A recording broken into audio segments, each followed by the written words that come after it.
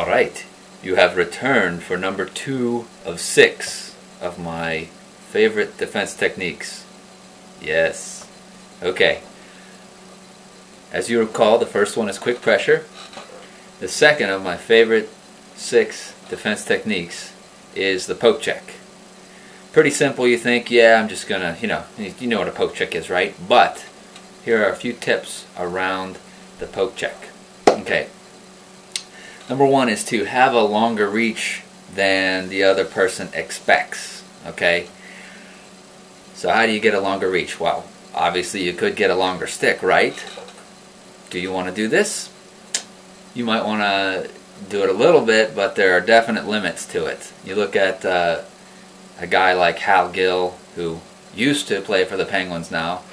He has a long reach because he's a tall guy. Because your stick has to be somewhat in relation to your body height and the length of your limbs and so forth. Okay, so there's only so much length you can add to your stick without really messing you up.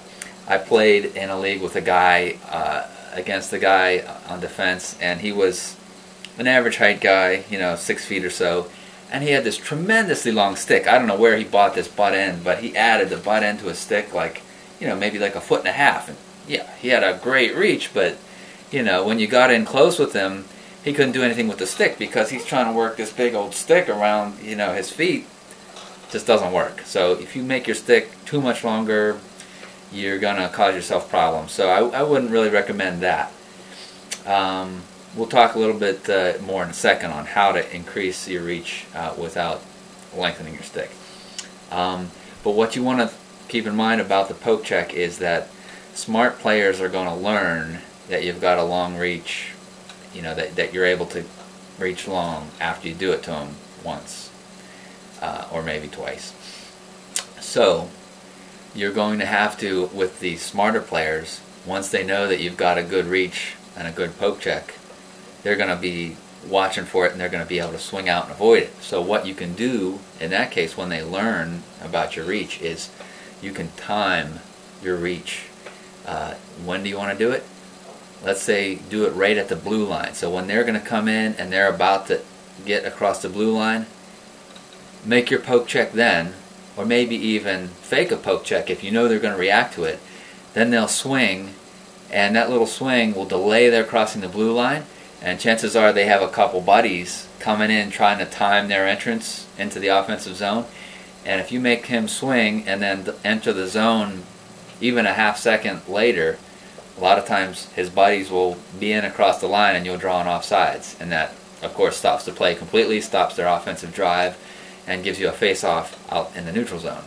So that can be one way that you can still use your poke check effectively on smart players who know it's coming.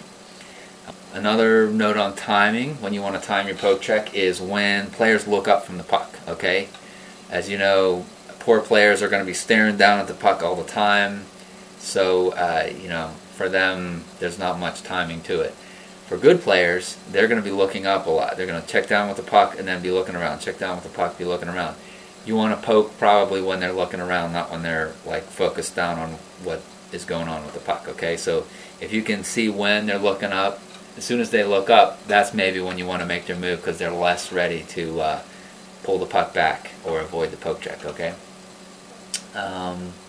And of course when they're not stable. So thinking back to number 1, quick pressure. If you can get there quick, then your poke check that's probably a good time to use it then, when they're not stable with the puck yet. Alright. One thing to know about extending your reach is the quad strength. Remember your lunges, getting down, doing those lunges, and strengthening your quads. That's the big top muscle. Actually, it's 4 muscles on the top front of your thigh. Okay, that's what lets you accelerate, get down. Those are highly involved. So having strong quads will let you get down when you need to. What I mean by down is skate with a really low body position, and that'll extend your reach. So you think of a triangle. The triangle is from your feet to your shoulder to the end of the stick. Okay? You're going to be able to reach further if you make that triangle flatter. If you get your body down, you're going to be able to reach further. Now you don't want to be reaching far like that all the time. You want to use it appropriately, but when you need that extra, say 5-6 inches of reach, getting down on your skates will give you a few extra inches. Alright, important thing though is to not go off balance. You do not want to go try to make a poke check and get off balance, because that's equivalent to, basically equivalent to the all or nothing swipe at the puck. Because you go off balance, if you don't actually get the puck, then the guy probably gets by you. Okay, so you don't want to go off balance like that reaching for the puck. That's right, no you don't.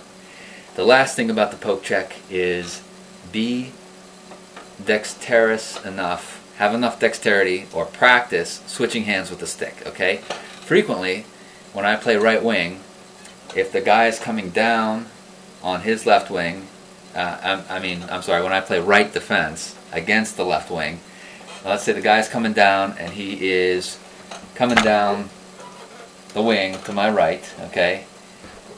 If he decides he's going to try and go past me deep, I start skating with him, and if he's trying to turn that corner on me, my stick is in my left hand because I'm a right shot. So it's not in the best position to reach out there and get that guy. So what I'll do is I'll switch the stick over to my right hand, and I got, you know, the butt end of the stick good enough so that I can just slide that stick up to that hand, and then look, you know, all of a sudden I've got another foot or two of reach. So if that guy's trying to turn the corner and protect the puck, a lot of times I'll be able to reach in there and get it. Okay, so using your poke check with a good reach, that's number 2. Number 1, quick pressure. 2, the poke check. We'll be at you soon with number 3 of my 6 favorite defense techniques. Take care.